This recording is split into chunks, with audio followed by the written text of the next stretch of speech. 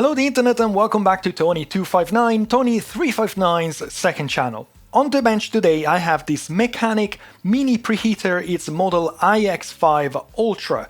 Now I showed you this preheater while I was building the Blue SCSI on this video, and we used it to actually build the Blue SCSI. It worked totally well, though we did a little bit of modification because I didn't like the way the mains was being fed into the unit. We made a little safer, adding some ground to this little platform here. And at the end of the video, I think I said I was pretty happy with it. It's pretty inexpensive, and I felt it was like a useful tool that I was happy to recommend, and I was happy to have and to use for future projects. Now, I ended up using this tool again on my on-key repair video, this video here, and while I was reballing a small IC on this mechanic preheater, I noticed something weird, it was pretty weird. So I did some investigation, and I think I found something really wrong with this design, with this tool. And unfortunately, I can't recommend it anymore. Actually, I'll have to withdraw my previous statement that I recommend this tool. I really like it. Don't buy this tool, it's dangerous, it's pointless. So on this video, I'm gonna show you what I found about this tool, and with the help of my sponsor PCBWay, I'll see if I can offer an alternative solution, a better one. So stay with me. I got my semi-rigid thermocouple out. I found it more accurate than my ball-shaped one, and it's touching the surface here of the platform. The plastic arm is pushing on the thermocouple, and I'm pushing it myself with my finger for the best heat transfer. Let's turn on the preheater and let's set a temperature of, I don't know, let's say 200 degrees. It's still switched off, so it's not doing anything. The thermocouple is reading 22.4. What I'm going to do now, I'm going to turn on the preheater, and we're going to compare the temperature reported by the preheater and the temperature reported, the actual temperature reported by the thermocouple. So let's turn it on, 3, 2, 1, go. Preheater is on, 23, 24. And as you can see immediately that the preheater is still reading 27, but my thermocouple is reading 70. It's 80 now, and this is still at 33. Yeah, we're approaching 100 degrees. We are 100 degrees now, and this is reading 40. Now you might think, well, obviously the preheater has a thermocouple in a different place, or there's an issue with the thermocouple, or whatever. It's not reading the same temperature that is at the top of the platform. But I'll show you why that's not the case, and we need to reach 200 degrees to understand why that happens. Now, if we had a problem with the thermocouple, or the thermocouple was in a different place, well, that would mean that the platform would overshoot 200 degrees, because that means the tool inside is actually reading 80 degrees, and it doesn't know that that's the plate, the top plate is not actually 86 degrees. But you'll see in a minute that the tool will reach 200 degrees, will slightly overshoot as is expected, and then something interesting is going to happen. We are at 200 degrees now, 204, 205, 206, 8, 9, 10, 11, 12. There you go. The temperature is decreasing. So the tool knows that we are at 200 degrees. It's now 122 and probably will go up again. There we go. So the tool knows exactly that the temperature of the top platform is around 200 degrees. But the display here is only showing 130. That cannot be what the tool is reading. That is clearly fake. Someone has programmed this tool so that this is showing this very slow and smooth temperature increase that slowly goes up to 200, but actually the tool has been modulating the power internally to keep the temperature pretty accurately, I would say, for a tool like this, around 200 degrees. But the display is not reflecting that. And why is that? Because as the tool is behaving right now, it's going up too fast. This is not great for an IC. You can't just go from 0 to 200 degrees too fast. There's a maximum amount of degrees per second that a manufacturer can allow for an IC, for anything to be honest, to be used. More than that is going into thermal shock. The tool is now beeping saying, hey, I've reached 200 degrees, but no, you actually reached 200 degrees like a minute ago. You're just faking these 200 degrees completely, and we have the proof that this is actually happening. And I did notice that while doing the Onkyo reballing, because at some point the balls started melting when the temperature reported by the tool was nowhere near 180 degrees. So I thought, well, something is wrong here. So I've reviewed the footage and I've calculated that the tool increases temperature from 24 degrees to 100 degrees in 18 seconds, which means 4.2 degrees per second. And to get to 200 degrees, it takes a total of 1 minute and 20 seconds, which means 1.6 degrees from 100 to 200 degrees. This number are not too bad per se. If I'm looking online at some reflowing profile, I think the most aggressive profile that I can find is a maximum 5 degrees per second. So in theory, 4.2 degrees is not too bad. But we have to consider that those 5 degrees are in a manufacturing environment where the temperatures are under control, where the humidity is under control. That's definitely not something you want to do at home. And most importantly, this tool is lying to you. It's giving you temperatures which are completely rubbish. I think it's for the only purpose of deceiving you, so you think that the temperature is going up very slowly and very smoothly when it's not. I think the only thing that this tool can do is frying an egg on top. Now, if you do have this tool and you don't want to buy another one, you can still use it. Just bear in mind of what I found with mine, and what you can do, you could go up in steps manually. So you set the tool for, 50 degrees and then 70 degrees and then 100 degrees. From 100 degrees, obviously, there is more heat being dispersed into the air. The air is getting much cooler than the platform itself. So at that point, you can probably go up to 200 degrees and not worry too much about the speed of which the tool is going up to that temperature. But obviously, you have to bear in mind that the temperature here is going to be completely fake. So do not expect until it says 180 degrees, because your solder balls are going to be molten much sooner than that. So is there an alternative to this? Well, when I published the Blue Scalzi video, PCBWay got in touch with me and said, well, that's a nice preheater, the one you have. Just bear in mind, we also sell one on our portal. So when I discovered that this preheater was lying to me, I got back in touch to PCBWay and I said, well, would you be able to send me a sample so I can see whether it's less destructive than this one? And I've got this little tool here from PCBWay. It's a MiniWare. Small preheater is not manufactured by PCBWay, but PCBWay are selling it on their portal. Well, one downside, obviously, it is much smaller than the mechanic, but to be honest, I'd rather have something smaller than something that can damage or popcorn or delaminate my chips. So let's look into this and let's see how it behaves. Most importantly, whether the temperature reported by the tool is accurate, or even this tool is lying to me. This is the MiniWare MPH50, so that's 50 by 50 millimeters, 5 centimeters by 5 centimeters. And it can be powered by a barrel jack, so if you have a power supply, an external power supply, or by a USB-C connection, so obviously it can use power delivery. Now for this test, I'm going to use my Lenovo power supply. It's a 100 watt USB-C power supply, and I've got this Furnace USB meter, so we can see whether the MiniWare is actually drawing those 100 watts, or whether it stops a bit sooner than that. Now, besides being smaller than the mechanic, one other little bit missing of this preheater is that it doesn't have any clips, any arms that can hold the PCB in place or the chip or anything, or in this case, my thermocouple. So I'm going to press the thermocouple down here with this ceramic tool. It's like a ceramic screwdriver that I'm using for like CRTs or whatever. Hopefully you can see all the probes or anything. I have preset the temperature of the preheater for 200 degrees, exactly like the mechanic.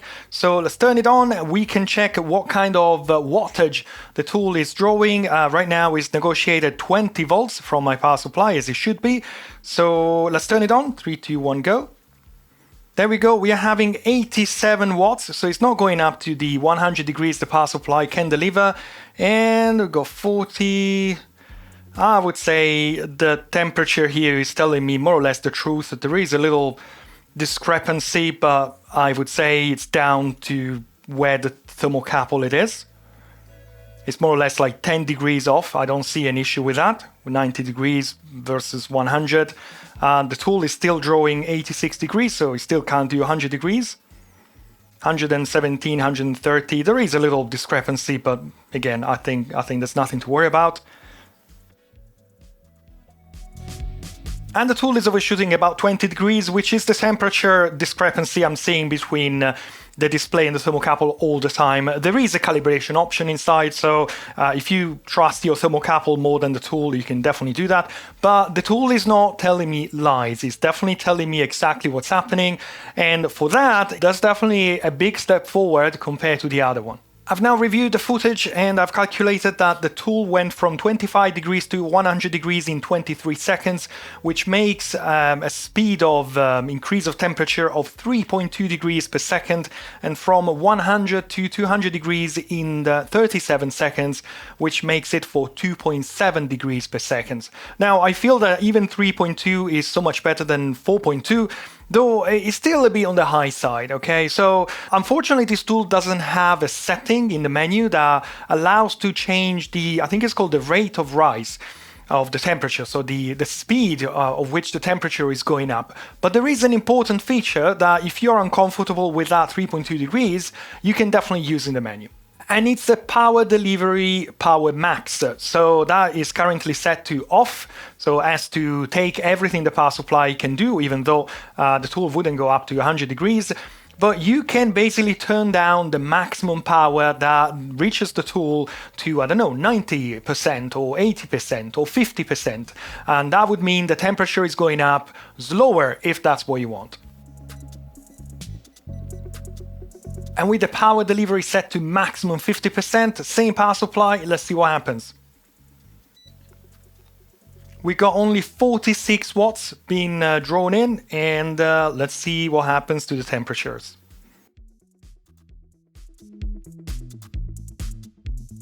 And I've done some calculations, and now at half the power I'm getting 1.7 degrees per second between 20 degrees and 100, and 0.7 degrees per second between 100 and 200 degrees.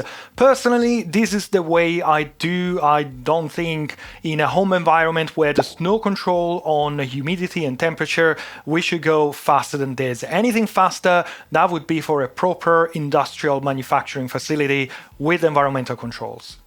Plenty of fun projects online for you to use, like this Blue Skazi project, which I built on this channel using the old preheater. And I guess for my next one, I'm gonna use this new preheater. This is just the size for this PCB, and for any PCBs that you might need, well, PCBWay is your stop. The process is extremely simple. You just need to file the Gerber file of the project of your choice, upload it on PCBWay.com. The process is more or less automatic, just a couple of clicks. Maybe choose the color of your PCB, select a postal service, and the PCBs will be delivered at your place. I can definitely vouch on the quality of the PCBs and the customer service that PCBWay provides. Never had a problem, and customer service is honestly top-notch. So for PCBs, 3D printing, metal sheet fabrication, and CNC machining, PCBWay.com is your stop. Take a look, the link is also down below in the description. Let me thank PCBWay for sponsoring my videos on my channels, because their help makes these videos possible. Now let's continue with this nice little cute preheater. And when it comes to temperature calibration, there is a temperature calibration option here in the menu. So the tool is reading, well, my thermocouple is reading 15 degrees higher, so I don't know if I have to go down 15 degrees. Let's have a look what happens. And we are now 5 degrees off, so I guess we can tweak that a bit more. And I would say that this is now pretty accurate. And again, this is assuming that my thermocouple is calibrated. It's not, so I don't think it's 20 degrees off. I don't know, but there is an option to calibrate if you have something that you can trust to calibrate it. Now, when it comes to infrared thermometers or anything infrared, including thermal cameras, it's difficult sometimes to measure shiny surfaces like aluminium. So this is now reading 176. Is that going to be accurate? I don't know. I would probably trust the thermocouple more than an infrared, whatever that is. Actually, I got an idea to test whether the temperature recorded in my thermocouple is roughly there or if it's completely wrong. And it's by using some solder wire. The solder wire, the leaded one, will melt around 183 degrees. Now, it doesn't mean it will start melting 184, but it shouldn't melt at 200 degrees. So let's set this machine to, I think I can do 185 degrees, and let's see how the solder wire behaves.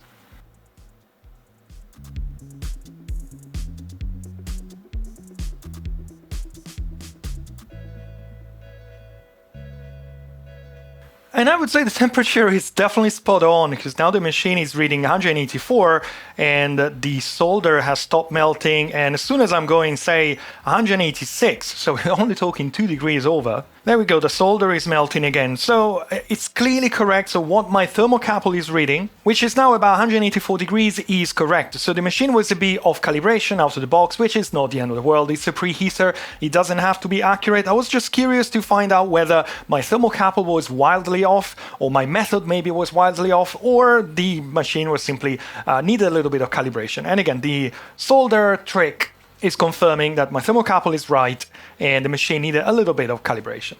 What about the tool? Well, it's well made. It's made of metal. I like the fact that it works with USB power delivery. So obviously, it's safer, I would say, not having mains going into these tools. It's definitely more practical. It also works with a barrel jack, so you can power it from an external power supply. It comes with this reflow option if you are reflowing, manufacturing small PCBs like one after the other. And you might need to spend a little bit of time making sure that the temperature is going up at the right speed. I think I've read maybe on the manual that when you're using the reflow option, you want to have a powerful power supply. I disagree with that. You need to have the right power supply. In this case, it seems, at least for me, that 45-50 watts is what you need for the size of this tool. More than that, you just need to bear in mind that the temperature will go up pretty fast. So it might work with some components, especially small components, probably not the end of the world. But if you are rebolling like a GPU IC, something with lots and lots of layers where moisture might get trapped inside, you might want to take it a bit slower to avoid any sort of damage. The menu is pretty comprehensive. It comes with all the steps for the reflow. It comes with the shutdown time, sleeping time. There is a tilt angle because the tool has an interesting feature. So if it's working at an angle, eventually it will stop working because it senses that it's been tilted. There you go, it says overturn and it flashes red and it stops heating. So, it's definitely a nice tool, and what I'd like to see in this firmware would be the ability to set the rate of rise, or the way the temperature goes up from the menu itself, so I don't have to worry about the power supply or the power or whatever. Just let me set, I don't know, 3 degrees per second, and then let the tool deal with the power necessary for that. But again, it's not the end of the world, because you can set a limit in the power delivery, or even in the barrel jack that comes from the power supply. So that's always a good thing, as long as you are aware of that. Now, because this is a USB-C tool, which means the power supply is going to be a switching mode power supply, bear in mind that depending on the power supply, you might end up with quite some voltage on the plate here. It says 91 volts. What does that mean? Does that mean you get electrocuted? No, it's just kind of a side effect of using USB power supplies. It doesn't go anywhere. If I'm setting these multimeter for current, probably there's not going to be any current flowing anywhere. And as you can see, the tool is saying that there's no current flowing anywhere. Let's turn it on and make sure that even when it's turned on, there's absolutely nothing. There's nothing in AC, and there's probably nothing in DC. But bear in mind that this is reading that, and with very, very sensitive ICs, that might be something that you want to avoid. In fact, I've learned that this is also dependent on the power supply itself. I've got my Lenovo power supply back, which is obviously good quality power supply belonging to an expensive computer, and as you can see, the voltage I'm reading on the plate is only 0.1 volt AC, so there's nowhere near the 91 volts I was reading with the other power supply, which is a standard, I don't know, something I've got from either Kaiwitz or Secure for one of my soldering irons. So you might want to select a very good power supply, possibly with a ground pin connected, which I don't think is going to be connected to that. We can actually check. It's not connected to ground. It says 2.2 megaohms, so it's actually better than nothing. But you might end up with a better result when it comes to residual voltage on the preheater itself. So what is the conclusion of all of this? Well, I still like the mechanic tool because it's bigger and it's got these little plastic arms. I find them, pretty essential for working on ICs or PCBs. But honestly, I don't want a tool that lies to me. If you really want to use this tool, just bear in mind that the temperature being reported is completely rubbish. Well, at least on this one I've got. I have no idea whether this is a copycat maybe, but obviously if I have it, someone else has it. So you might want to double check things, and remember that infrared thermometers are not super accurate when it comes to shiny surfaces like aluminium. The MiniWare is a much better construction, it's a much better tool, but obviously it is smaller, so while my blue SCSI sits perfectly fine on top of the mechanic, it's a bit, it's still okay. Honestly, the blue SCSI can still be done on a MiniWare, but anything bigger than that, obviously on the MiniWare, it's a little bit stretched. Definitely, I don't recommend purchasing the mechanic anymore. Thank you PCBWay for sending the MiniWare, it's a nice little tool, and I guess that's all for today. I hope you enjoyed the video. If you did, as usual, I'd appreciate a thumb up down below, and also consider subscribing to this channel and my main channel if you like this kind of things. Don't forget, I'm on Patreon if you would like to support my work. There is a free tier, so no excuses, but if you don't want to join Patreon, which is very understandable, well, maybe you can buy me a coffee, and the link is also down below in the description. If you don't want to buy me a coffee or do anything, that's totally fine. I appreciate your time, and I hope you enjoyed this video. That's it for today. Thank you for watching. I hope to see you again soon here on my channel for my next videos. Thank you very much, and goodbye. Bye-bye.